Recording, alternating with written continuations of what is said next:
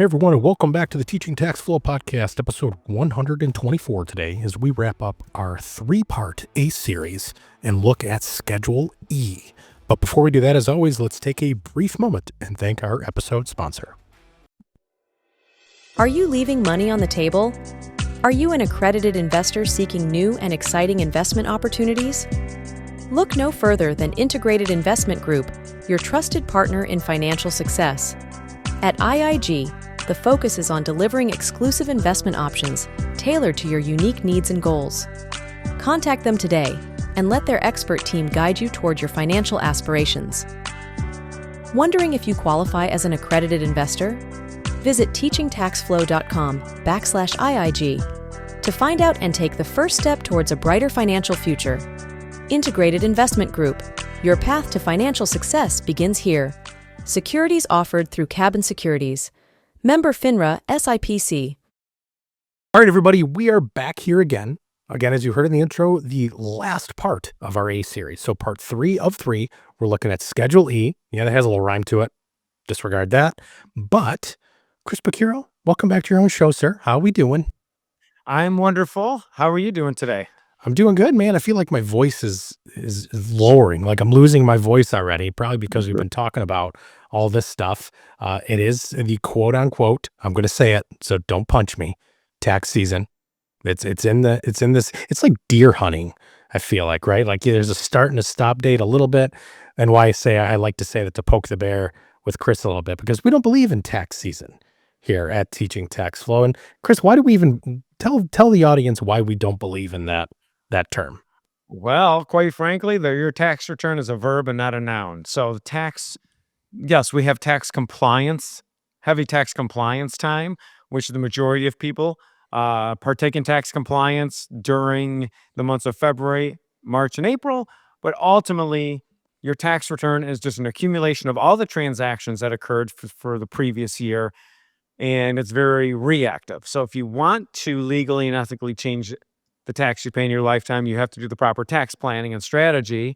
Many people use real estate as a tax advantage investment, and that's why it's part 3 of our ACE series, Schedule E. We talked about Schedule A, which are your itemized deductions, Schedule C for self-employed, and then Schedule E. This is where we report all of your rental activity. Now, Schedule E is attached to a Form 1040, which is a personal tax return.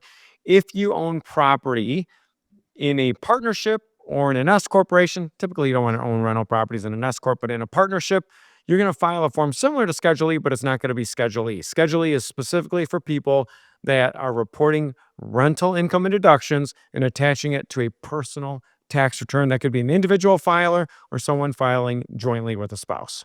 And this may not be the sexiest of forms, I'd imagine, right? There's some other ones that are a little bit more interesting, but nevertheless, it is very important, right? Absolutely. I mean, this is required if you have a rental property, and it is often screwed up, for lack of a better term.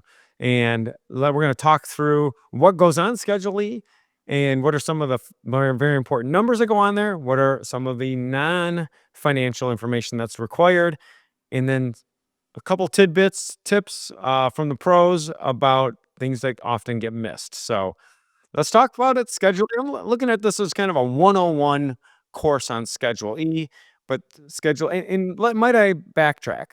Schedule E is, it's called a supplemental income and loss schedule. This is where you put your rental properties, but you're also reporting royalties. If you own maybe oil and gas, or you're getting paid a royalty for a passive investment, it's not just rental properties. It could be other type of, let's say, passive income, but the vast majority of Schedule E is going to be the reporting of rental property. So yeah, it gets attached to your personal tax return. One of the things that you have to keep in mind, and we're going to put a link in the podcast notes of when you look at the schedule, is that someone could have several Schedule E's attached to their personal return. In fact, John, we've seen clients in our private CPA practice that have had over 200 rental properties owned. And remember, if you're a single member LLC, that gets reported on Schedule E, you're a disregarded entity. And can these forms be e-filed as well too, or do we have to kill a small tree to mail all these No, in? no trees are killed in the preparation of Schedule E. They are e-filed. And so with Schedule E, yeah, you'll report 3 properties on each Schedule E, and you could have several Schedule E's attached to a personal tax return. But it's important for people to remember that probably the number one takeaway before we start diving into what goes on it, each property is reported separately on a Schedule E. I can't tell you how many times I've seen somebody have 10 properties and either themselves or their tax professional was lazy and or didn't know what they were doing and they just slapped it onto uh, onto one column. Ultimately, what Schedule E is, it's a profit and loss statement for your property. There are some balance sheet items, meaning there's some assets that we're going to talk about, but it's a profit and loss statement for your properties. And it's very important for each property to be reported separately due to passive activity loss rules. Different properties have different use. You could have a commercial property, you could have a short-term rental, you could have a long-term rental. You could have a variety. You could have land. You could have land that you're just renting out. So there's a lot of things that could be put on Schedule E. So first thing, remember Schedule E. Each property is going to have its separate line. Now, let's say you have a duplex. Uh, then I would put that on. That duplex would just be one property because it's all attached. Let's say you own an apartment building. And there's 8 units in the apartment building. That's still, you don't have to report each unit separately. That'd be one, Schedule E. But let's say you own 8 condominiums in a condominium in a, let's say, vacation rental area, all in the same complex, and there's 200 condominiums there, and you own 8 of them. Each condominium would be a separate profit and loss statement. God, so basically you're lumping it together, like as you mentioned, it's more the overall property footprint, if you will, not number of doors, like that's commonly used in the real estate investor Yeah, world. that's a good way to put it. Absolutely. So, Perfect. yeah. So with Schedule E, we're starting off at the top. Um, it's an interesting question that just came about in the last few years with the IRS added to Schedule E, and it's simply saying, did you make any payments that require a 1099 to be issued from you to somebody else? And it's a yes or no question. So that's interesting, right? And we have some other content on when you issue a 1099, but don't ignore that question. What I don't like about Schedule E is there's nowhere on Schedule E for you to report if the property is owned by a single member LLC or a disregarded entity. Just insider tip, I think that's going to change in the future. I think at some point Schedule E will get modified. But the first step is the Schedule E is going to say, hey, what's going on? Are you supposed to issue any 1099s? Then it's going to ask for the property address. Then it's going to ask what type of property. This is something very, very important that I see a lot of errors on. Remember I said the Schedule E is really a profit and loss statement, but type of property is extremely important. There are different codes based on what type of property that you have. So that code could be a single family home, that could be land, that could be a vacation rental, that could be a multifamily, that could be a commercial property. And different types of property have different types of rules when you can maybe deduct the losses, or different depreciation schedules. So commercial property is depreciated over 39 years, where residential is 27 and a half years. So these are things that could easily trigger an audit if you put the wrong type of property in the type of property area. Interesting. And what we'll do too, I think you may have mentioned a little bit earlier, we'll put in the show notes here a direct link to the form itself, or Schedule E form 1040. And we urge you, if you haven't yet, or you're watching this or listening to it, just click on that form and kind of follow along with us too. Because Chris, that's actually the first time, and I feel like I've pulled this form up and looked at it. I've actually missed that section that you mentioned in there. Maybe I was looking at an older form that they had asked. But yeah, this is interesting. It's Right. it's not interesting, It but could be also one of interesting at the same time. it could be one of 7 different types of property or the other. So if you have a property that doesn't fit into any of these descriptions, then you're going to put it on there under the other category. So yeah, so you're going to fill out your type of property, and then it's going to ask fair market value rental days versus personal use rental days. That's really easy. In general, the fair market value days is going to be the days it was available for rent. Does it look, so in what this question is very important when it comes to vacation rentals. And If you're using it for more than 14 days personally, then there could be some tricky things to navigate through, we'll say. But definitely don't ignore that fair market rental days and personal use days. The other thing to consider is that a lot of times lenders are looking at this number, right? So let's say you have a short-term rental property and you rented it out 100 days. You purchased it halfway through last year, and you're trying to get financing, and the underwriter might look at that and say, well, if they rent it out for 100 days, here's their revenue, but they only owned it half the year. So for a full year, we would probably double that. So there's a different, again, for the purposes of this podcast, this is, Schedule E basics. Use the accurate amount of fair market rental days and the personal use days. And then one other thing, if you are married and you live in a community property state, your rental activity might be a QJV, which is called a qualified joint venture. And what that allows you to do is that allows you to report the property in a consolidated fashion. So both spouses, instead of creating two separate entities. So just be aware of, again, we haven't even jumped into how to report your revenue and deductions yet. These are all things that, if not done properly, could inadvertently trigger an IRS examination.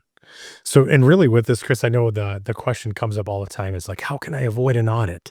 Right. Well, here's one of them, right? Like Yeah, don't absolutely. muck up your form. Frankly, spend the time, go through it. But Hmm. then also, what I'm taking from this one, the trend being even, in the couple minutes that we've been discussing this is just pay attention to what they're asking and almost don't overthink it, right? Like they're asking you very specifically what they want, and you got to love the yes or no answers because I feel like the IRS doesn't do that very often. They usually don't give you a very binary answer or a question. And this is what you need to think about. If the IRS, and we're going to let's talk about the income and then the expenses. If the IRS is asking for a specific line item, it means that's a common expense for a certain type of property. So on Schedule E, they're asking, what's your rents received? What's your royalties received, right? Royalties are going to be from things like, you could purchase an oil and gas well. You could purchase, I mean, quite frankly, if John, let's say you wrote a hit song and I bought the rights to that song, I'm buying that royalty from you. And then rents received, those are the two income items on Schedule E. But then on Schedule E, and we're on page 1 of Schedule E, then it lists several different expenses. Now, it doesn't mean you have to have all of these expenses, but these are the common expenses for a rental property: advertising, auto and travel, cleaning, commissions, insurance. I'm going to stop, but management fees, repair, supplies, utilities. So if you have something that doesn't fit one of those categories, that's okay. You're going to add it and report it on kind of that others, what we call line 19 catch-all. But typically, you're going to see that those are the common expenses for a rental property. And the reason that those are out there is that I'm sure the IRS is taking that information and trying to figure out, what um, is there, what percentage of revenue is that, and does it seem like what we would call an anomaly, or does it seem like it might trigger something to look at it? So, for instance, if you report that you're a commercial property that's been rented out for the entire year, and you have a large 20% of your revenues management fee, that seems high. But if you're reporting you're a short-term rental property and you're paying a 20% management fee, that seems normal, right? Because that's typically that would be a common management fee for someone that manages a short-term rental property for you. So those are the things. Utilities for a short-term rental property are probably going to be a lot higher as a percentage of, than maybe a long-term rental. Because if you're renting my house on a long-term basis, you're probably getting a lot of the utilities in the renter's name. They might be there for several years versus someone that's temporarily there. So those are the things you've got to look at. Looking at repairs, like we talk about the de minimis safe harbor election, but if you have a significant amount of repairs, should those be capitalized and depreciated over a period of years, or should they be expensed? So just be aware of what you're doing when you're looking at the expenses. One more pro tip: if you have a Schedule E, pull out your tax return. Hopefully it's in a PDF at this point. Look at insurance. Look at mortgage interest. I can't tell you how many times people forget to deduct insurance or mortgage interest. And a lot of times it's missed accidentally. Let's say you own a rental property that has an escrow account, very common, right? And the mortgage interest statement you get from the bank at the end of the year, credit union, et cetera, says, hey, I paid X amount of mortgage interest. Part of that payment is going to be your insurance and property taxes. You might easily miss that. So a lot of times there's expenses that are missed. And the final thing I see missed a lot, oh, good gracious, depreciation. You're required to take a depreciation deduction. Now, we talk a lot about cost segregation studies and accelerating depreciation. There are, as you know, John, I'm very fortunate to teach, with the National Association of Tax Professionals, our tax season updates course, which is a 16-hour course that I myself and a lot of people way more talented and intelligent than me teach all over the country. I've had the opportunity to teach between 300 and 400 other tax professionals this fall and winter. My point is on this is that we had an hour and 20-minute segment in this course just on missed depreciation and how to fix it. So if you find on your tax return you don't have a deduction in the depreciation expense line, you're not the only one, right? But there's a way to fix it. There's ways to fix it that could actually reduce your taxable income significantly. And I feel like, Chris, it's almost a little bit serendipitous that we're having this conversation now because roughly by the time we release this, a few days before, I had a great, kind of a casual, call it a fireside chat, if you will, with Mike Reed Ooh. from your team. So, and why I Mhm. bring that up, right, is we talked, tried to answer the question of, are you my accountant? Kind of that infamous question. But what came up a Mhm. few times in that was just the weight it carries on having your books in order, right? So even though this might be very scary to some people, like, how do I know how much I spent in advertising? How much do I know I spent in utilities? The good thing is keeping your books in line as much as you can for the year. It gives you the answers. You're basically just moving numbers over, right? Absolutely. I mean, yes, you having accurate records is very important. So I would say if you have a rental property, at a minimum, maybe set up a separate bank account that you can capture your income and deductions through that are easy to export those transactions to some type of software. Or even, you know, you summarize them at the end of the year. So yeah, absolutely. Other thing to consider, a couple real quick tidbits on this. You have to make sure that but by default, I don't want to go down too many rabbit holes here, but by default, rental income is considered passive. Now there are exceptions to that, which for real estate professional status and for short-term rental loophole, definitely check out the Teaching Tax Slow YouTube channel for that information. But if you have a loss from a rental property and it's deemed to be a passive loss and you can't deduct that loss in the current year, which is extremely common, that gets reported on a Form 8582. A Form 8582 lists all your passive activity losses, and that also flows from the Schedule E. My point is this: one thing I see missed all the time, we might have even talked about this on one of the previous episodes, is that let's say, John, you're preparing your own return or you go to another new tax professional. You have a rental property and you give them all the information needed to prepare the return.